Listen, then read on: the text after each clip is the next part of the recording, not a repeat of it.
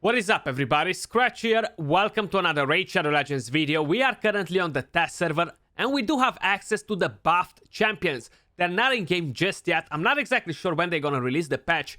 I really thought that was gonna happen together with the fusion, but seems like it's not meant to happen just yet. We do have news about a dupe system, guys. So, I mean, we have news. We don't really have news. They just told us that they're gonna give us news in around 2 weeks. Don't get your hopes high. That's all I'm saying.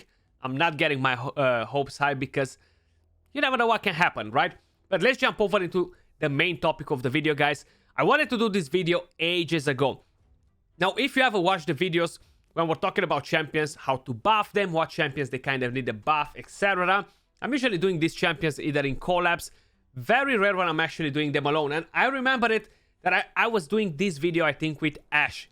I can't remember if it was on my channel, on his channel, but we talked about this champion, and when we got to the point where what exactly you would change at this champion, at Robar, I would increase the base speed on him because he's slow AF. Rather than that, he's an awesome champion, okay? I haven't played him much on my own account, but I'm well aware of what potential this champion has, and now they actually increase his speed by quite a bit, guys. His base speed is on 97. This champion has insane base attack, has pretty good skills as well, 2 AoE attacks, force affinity. It's not that great against duchesses, etc., but that doesn't mean that we cannot use this champion. And today, we're gonna have a look at his true potential, guys. I feel like he's one of the hardest hitting champions in the entire game, and I'm gonna explain you in a second why. We have him built on a Savage set and a crit damage set. So his base stats, almost 19,000 HP, pretty good HP for an attack-based champion. 1619 attack. His defense is a bit low though, so I would up his defense maybe by another 100 if it would be after my own preference. So hopefully they're not gonna change anything much on these champions anymore because they buffed them, but I wish they would have changed the defense a bit on him as well. Give him at least one more 100 defense. 97 speed now, 15 crit rate, 63 crit damage, 30 resistance, 10 accuracy. He's an awesome champion for defense down as well. So on the A1, this is actually, you can have a lot of fun with this. Stunning strength. Attacks one enemy, 50% chance of placing a stun debuff for 1 turn. Grants an extra turn if this debuff is successfully placed. You can run him either on a relentless set, and you can just go over and over and over and over and land those stuns, hopefully, and just get tons and tons of extra turns, have a bit of fun. Run him on a stun set. That will increase a bit the chance of landing the stun and get extra turns on and on and on. But it's a lot of fun with this champion. On the A2, attacks all enemies on a 3-turn cooldown, fully booked, has a 100% chance with each hit to place a 60% defense down debuff for 2 turns. So that's pretty nice, an AoE defense down from his A2. On the A3, this is the skill that hits extremely hard, guys. If you said it right. Attacks all enemies. Damage increases if the target is under a fear, through fear, freeze, provoke, sleep, or stun debuffs. Damage based on attack. And this is on a 4-turn cooldown. Now he has 2 AoEs, one on a 4-turn cooldown, one on a 3-turn cooldown. That makes him pretty good overall. His aura increases ally accuracy in faction crypts by 50. Now, I'm not a big fan of this sort of auras whatsoever, guys. So we have him on a very solid build because like this, I am capable to understand his true potential. And once I understand his true potential, I'm gonna explain you his true potential, right? I compare many different champions with high-end gear. So like this, I'm kind of able to place them in my mind. Is he gonna be similar in terms of damage with this champion? Is outperforming that champion, etc. Okay? So total stats on him, we have 42,000 HP, 6.5k attack almost, 1.4k defense. You see his defense is suffering quite a bit. You can have tons of HP. If your defense is super low, you're gonna get smashed. 223 speed, 100 crit rate, 256 crit damage. I haven't went for accuracy and resistance on him whatsoever, guys. Masteries. So on him are slightly different than Masteries, okay? Because we do want to make use of his true potential, okay?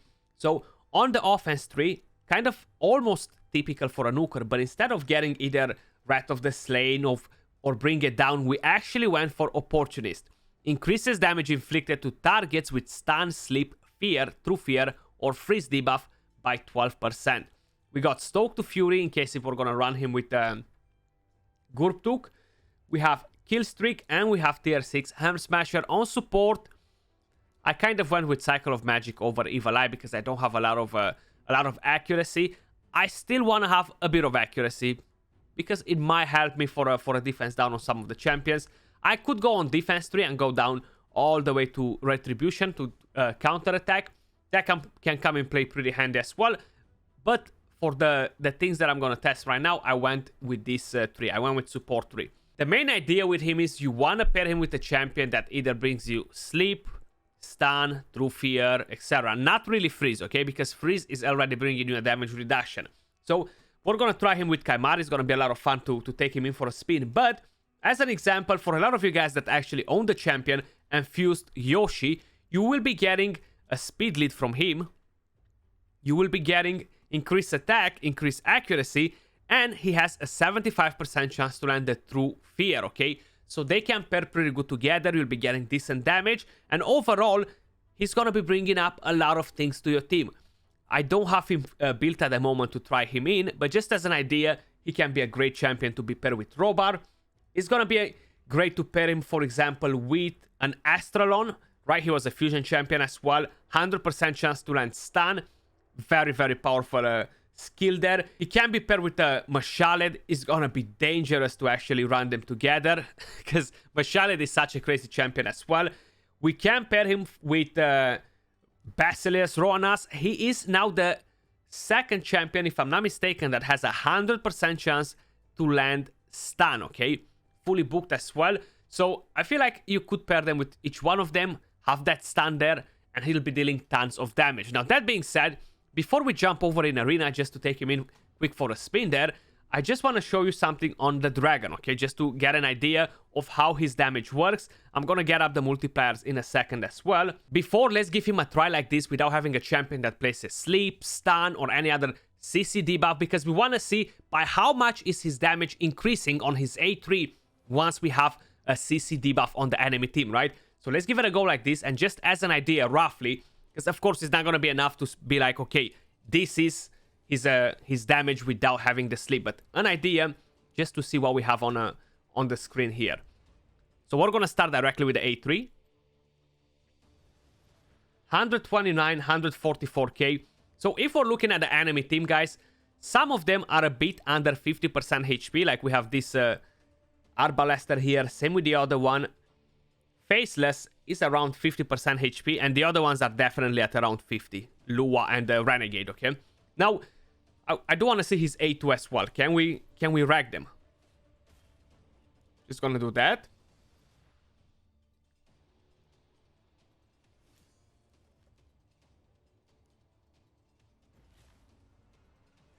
Pretty good damage.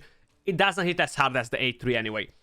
But now, we've kind of seen, in a way or another, what sort of damage we do like that. If we bring it in a Kymar, we have sleep, we have that CC debuff on the enemy team, so we should be able to deal more damage. Now, I'm not 100% sure what's the extra damage that we're going to deal on the enemy team. It might be 30%, 40%, 50%. I'm not 100% sure, and I haven't found any sort of information to kind of prove me that, yeah, it's 50%, it doubles, or anything like that. But check this out now. 100k more on some of them. Like, we almost one-shotted this Lua as well. So if Helm Smasher doesn't proc on every single one of them, you see what happens. They kind of stay up with quite a bit of a HP there. Then we do have the damage RNG that is not equal on every single hit. But overall, it's tons and tons of damage. We one-shotted those two champions there just by having sleep on. Now, if I bring up the multipliers, guys, and we're going all the way down here, so his A2 actually has slightly higher multipliers than the A3, and that's 4.3 attack, and the A3 actually has a 4.2 attack. But once you land that CC debuff, it kind of changes, you know? So, unfortunately, it doesn't specify here either what sort of damage, what sort of extra damage he gets by having the debuffs. What we've seen is a huge difference overall, okay? He has pretty good multipliers. Definitely not a champion to sleep on. If you have one now, especially now that his speed got increased, They added fear, true fear to his kit as well. I feel like Robar is definitely an awesome champion. Now, how I specified, unfortunately, for the very high-end Platinum Arena, okay, we kind of have the situation where too many Duchesses, Spirit Champion, so he's not as great. But that doesn't mean that we cannot use the champion there. Sorry, I don't know why I backed all the way down. I just wanted to do this as well, because I kind of forgot, okay? So, just to give you guys an idea, what's this Tranda gonna do here? Compared to him, for example. Now in Arena, a lot of us are using Kaimar, okay? So, having that extra damage there is not a bad thing. So, I'm actually gonna use the A1. I forgot to remove the champion. 105k, we got the stun. Okay, there we go. So, it's fine. We're gonna see the damage on the rest from Tranda. 87, 77. So, you see, the damage from Tranda is not as powerful as Robar. So, I'm actually gonna come in another time with Tranda just to show you one thing. So I'm not saying that he's better than Tranda, by any means. I still have my Tranda. I still think she's the #1 Nuker in the game. And probably she will be for quite a good period of time. Affinity matters a lot.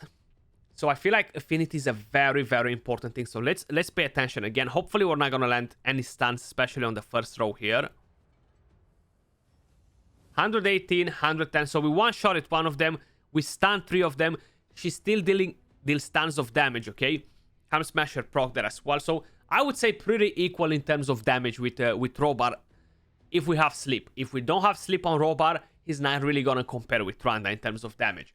But if you have a sleep champion, like you're running a Kaimar with your team, you're running a fear champion or something like that, he's definitely gonna have some awesome potential. Let's do a couple of fights in Arena and see how the champion is gonna perform here. We are on the test server, so the teams that we're gonna fight in here, guys, are not really great to test champions on. I really wish they would find a way to actually bring in more teams from Arena on the test server so we can actually test champions, because everybody's putting rubbish defenses just to make you not to be able to test it. So I'm going to make sure I'm going to put a nice defense for everyone. So whenever they're trying to do their testing on champions, they're going to encounter a very nice team to have fun with. So a lot of high resistance teams, a lot of Tormins in here. That's still not a problem. We're going to try and go against a team like this, for example. Now, they do have some resistance, okay? So that means that I will have to bring an increased accuracy champion in order to be able to knock this team down, okay? So I'm actually going to bring in Lady Kimi. And I'm still going to go with Kaimara. I'm not going to have defense down. I do want to have that attack up, okay? I feel like that's going to benefit me quite a bit. We're going to try it, if not, without having that Arbiter in here, you know? Okay. So we have that sleep on everybody. Now, if reaction procs as well, I'm not able to do much about it. But I feel like the new way of testing champions in Arena nowadays, guys, even if you're in the actual game, because of reaction, etc., it's just by taking the champions in dungeons and see, yeah, they're dealing tons of damage on the waves, so we know that's a good champion. You see, reaction pro, how I specified, it is here to hunt me down. Is here to hunt me down. Okay, that's fine. So I do have decreased attack on him, which is a bit of a another reaction on Krisk. Can't believe that Krisk didn't got a turn yet. But the damage is pretty good though. He's dealing good damage, you know. That's the main idea with him. Now let me see against. I feel like here is gonna be the same situation. The problem with Duchess though, I really don't like to take him against teams with Duchess because of weak hits, you know. That's why I hate using force nukers in Arena. They're just rubbish because of Duchess. So Duchess actually makes them all rubbish because you'll be getting weak hits constantly, you know. So we got sleep on everybody except Candy. If reaction procs here as well, we might lose the fight. If weak hits are proccing, we might lose the fight. But let's give it a go and see what's gonna happen. So weak hit on Duchess, unfortunately. Candy one-shotted my team. Okay. So that's definitely not good news. She's gonna revive now 100%.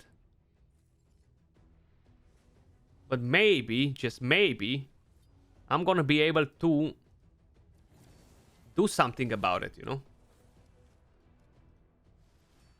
Bang, another weak hit.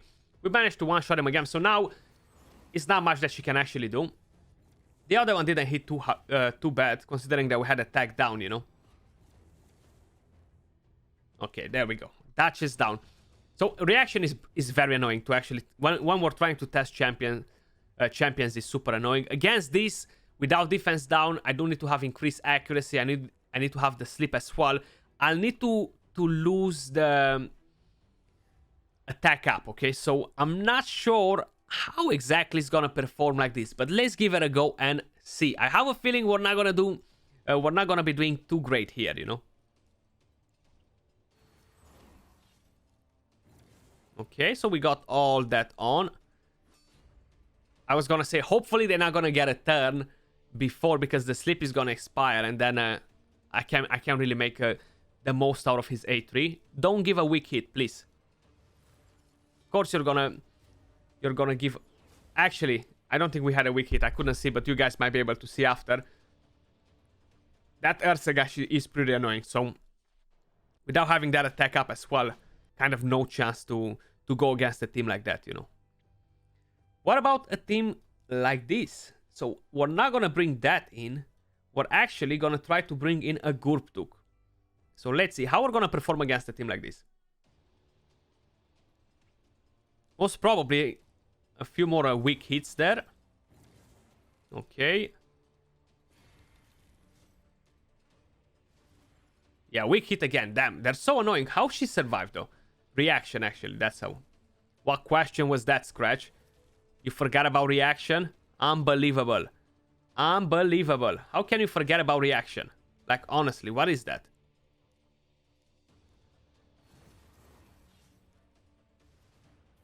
Bang. I can't remember who revived. Hopefully it was not that Duchess. Bang. We got them down. But guys, Robar, I feel like he has a much better potential overall. Now he has a better height. He has a better base speed. So I feel like a lot of you guys that have one and don't have better nukers or anything like that can definitely make a use of the champion. That was all for this video, guys. Do let me know in the comments down below. How do you like Robar? Are you gonna use Robar or you're not? Peace out and have a good one.